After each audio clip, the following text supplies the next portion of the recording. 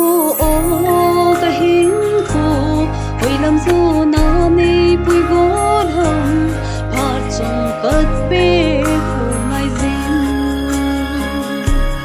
samang zal na a kun thu ving ti oi hi lem heu bang da leng leng e ka khang hoi lai mang ting in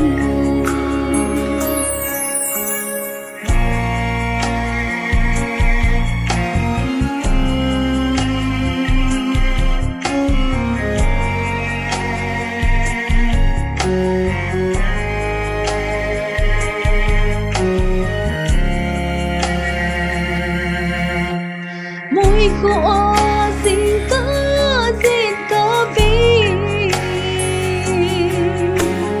muốn na ung lâu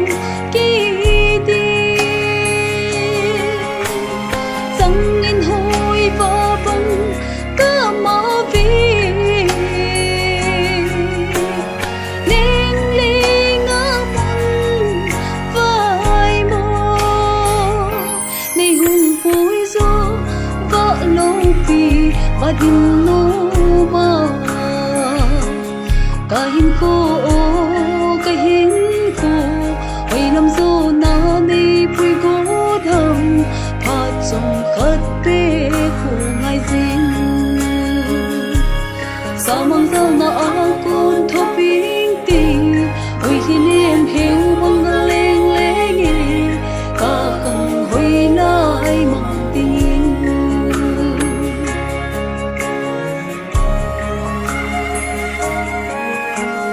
lon si lon ban na ding vai mo lung lai kia tây bằng a vô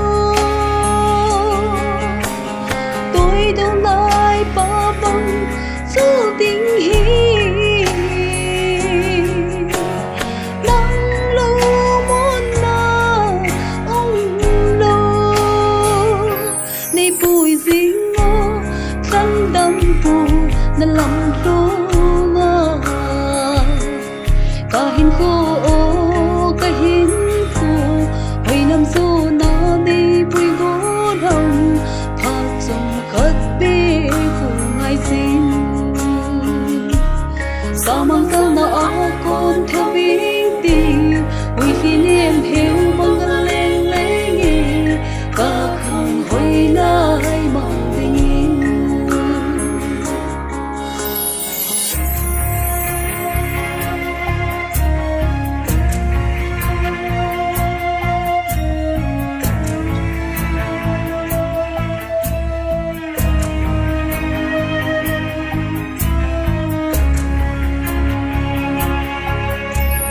chỉ sa hin khô ho sang ai gì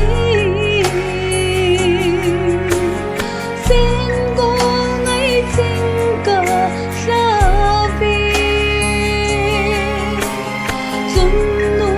so pa ang mong mo đáp tươi lại gì bằng na nghen bằng ngàn tiếng na khut sinin khăn đâm bù Kahinkho Kahinkho oi lam zo na nei pui god ham